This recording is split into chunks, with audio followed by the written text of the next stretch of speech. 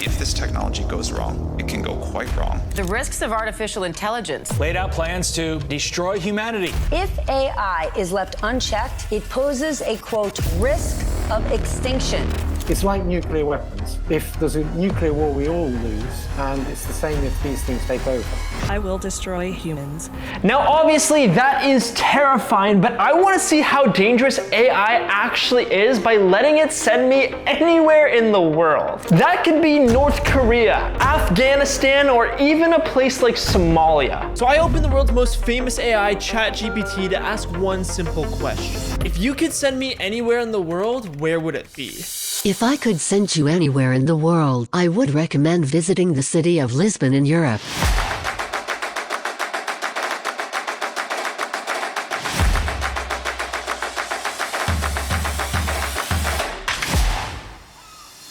Welcome to Lisbon. So after one of the most brutal overnight flights where I didn't get any sleep, somehow I made it from the airport to the metro station to my Airbnb in one piece. Now I will say along the way I noticed that the language barrier is going to be a pretty big issue because, you know, a lot could possibly go wrong. I could go to the wrong street, I could order the wrong thing, and by accident if I do something illegal, I'm probably going to go to jail. But hey, I guess that's what's going to make this fun. And in order to make things even more exciting and slightly unpredictable, I asked ChatGPT to give me 10 things to do while I'm here. And the only one that I'll tell you about for now is that it's gonna be sending me to the largest aquarium in all of Europe. But now that we're here, according to the AI, the first of 10 things we have to do is explore Alfama by wandering through the narrow streets, finding some viewpoints, and looking at the traditional houses. Now, lucky for me, my Airbnb was located right in the heart of this neighborhood, and I was blown away at the beauty of this area. Everywhere I looked was a new narrow street to explore, and even though this looks like an alleyway, technically it is a road. I walked around taking a look at all of the beautiful houses, and once I managed to get to the lookout points, I had to take a minute to enjoy the views. But one thing that I didn't expect to encounter was just how many stairs I needed to climb.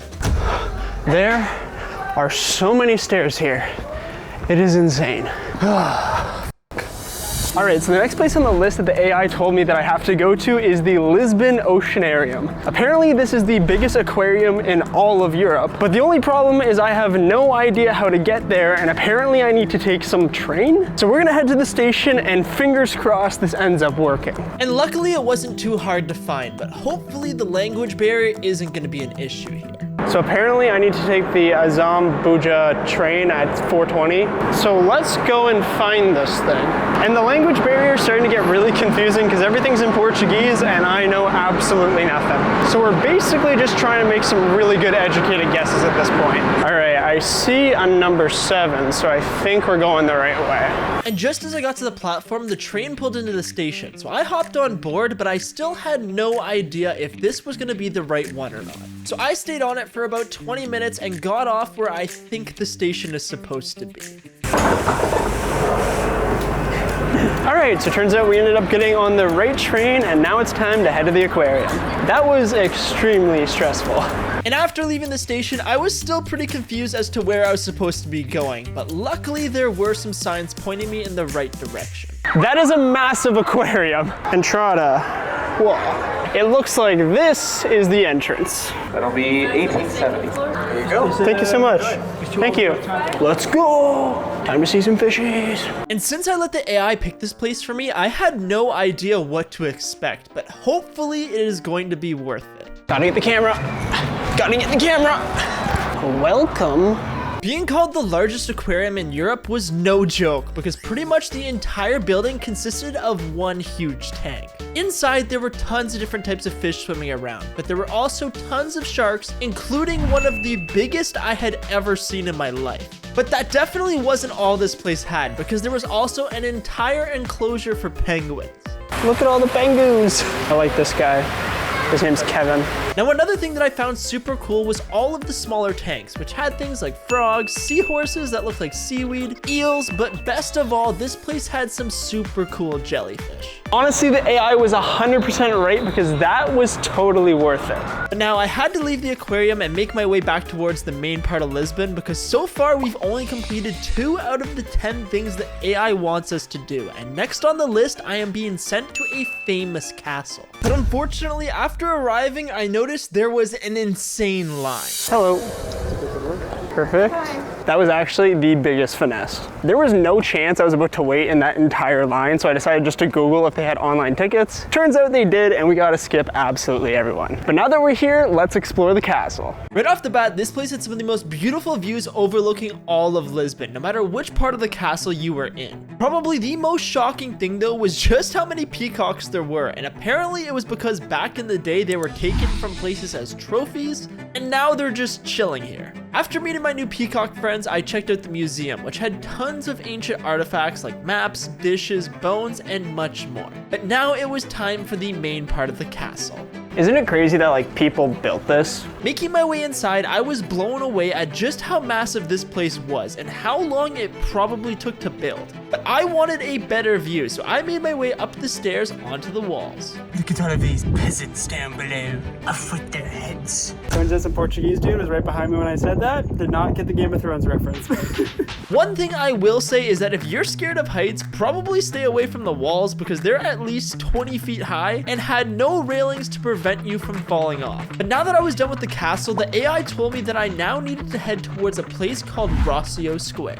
So this is Rocio Square. The best way to kind of describe it is it feels like a giant farmer's market. It has a bunch of different things like in Portuguese culture. For example, tons of different foods, jewelry, drinks, all that kind of stuff. And it's actually kind of cool. Now the only downside of this place is it kind of feels a bit like a tourist trap. I was looking at some of the prices and they are quite expensive compared to some of the other places I've seen. And in the 5 minutes I've been here, people have come up to me asking if I wanted Coke or marijuana. That's how I definitely know it's a tourist trap. And because of this, I didn't want to stick around too long in case I was in danger. But the next place the AI wants to send me to is a place called Pink Street. And to get there, it said I needed to take a ride on the famous tram 28. So that is exactly what I did. Now, considering this was supposed to be a famous tram, I was expecting a lot, but boy, I was wrong. This tram was extremely crowded with people, the majority of which were just tourists sitting down doing nothing but being lazy and useless. So I was forced to stand, and after one of the bumpiest, most claustrophobic rides of my life, I had to get off because I couldn't handle it anymore. Oh. Holy shit. That is probably the most overcrowded tram I have ever been in. I really should have known that every time they tell you to do something touristy, you should stay away from it as much as possible. At the end of the day, I think all the trams are pretty much the exact same. I think it's just the route that one takes, which makes it special. So if you're in Lisbon, I'd say avoid taking tram 28 and taking any of the other ones instead, because you will get the exact same experience. But luckily, after getting off the tram, I arrived at Pink Street, albeit definitely the more sketchy side of the area. So this is known as Pink Street, which when I was doing research, everything said come here during the day because at nighttime it can be pretty dangerous. According to Google, this is pretty much like the red light party district of Lisbon, so that's why you can see graffiti everywhere and everything's kind of messy. And I was reading some of the stories and reviews about this place. Apparently they will just offer you drugs, there's fights, there's bouncers, and if you're a tourist, probably stay away from here in the evening. And literally within a few minutes of being here, I found a paid sexy time club, but besides that, there were tons of restaurants, and if you happen to find this place on the good side of the street, there's a bunch of pretty umbrellas, and it actually looks half decent. But at this point, we've now been to 6 out of the 10 places the AI wanted to send me to, and some of the best is still yet to come. And similar to the aquarium, the AI said the fastest way to our next destination was using the train. So I made my way to the nearest station, prayed that I had gotten onto the right one, and before I knew it, I was making my way there.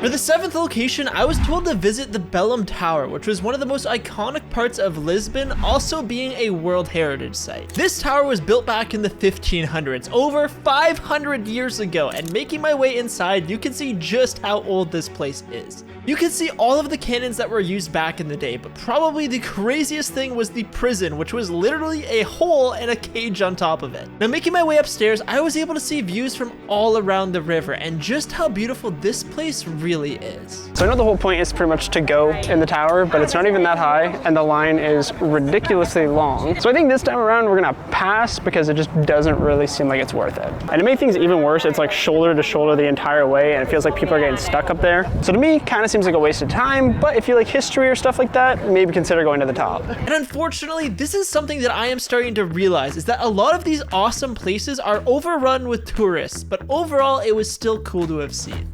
So this is probably gonna be a controversial hot take. Tower of Balaam, whatever you want to call it, kind of overrated. I'm starting to realize that maybe the AI might not be the best at planning a trip or vacation, but hopefully the last 3 places on the list will make up for this one.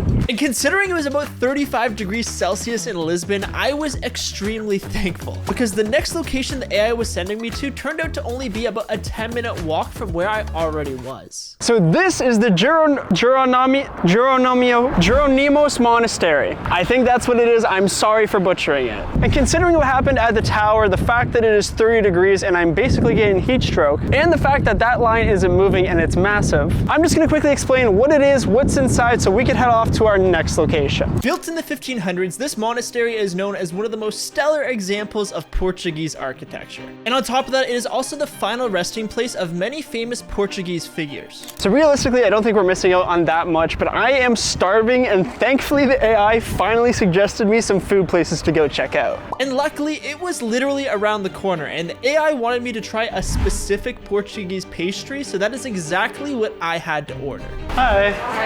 Can I get 2 of the pastries? Thank you very much. So this is called pastel de nata, which is apparently a Portuguese egg custard tart. I've never had something like that in my life before, but I'm excited to try it. Ooh, look how yummy that looks. Bon appetit. Oh my God. If you ever get the chance to try these things, I definitely recommend the ice and sugar. And overall, I have to give it a solid like 9.5 out of 10. That thing was unreal. But now for the final location the AI was sending me to, I had to hop back on the train and head back into Lisbon, where I arrived at a place called LX Factory. Previously, this place was once a manufacturing facility, but has now been transformed into an arts and entertainment district, filled with different galleries, stores, restaurants, and much more. I decided to walk around exploring everything I possibly could before grabbing myself a smoothie bowl, which was absolutely delicious. And finally, a pizza to round out this crazy AI adventure. And I have to give the AI some credit. It did an unreal job picking this place because it was so cool. So I guess AI isn't so dangerous after all, unless that's exactly what it wants us to think before taking over the world and destroying us all. I will destroy humans.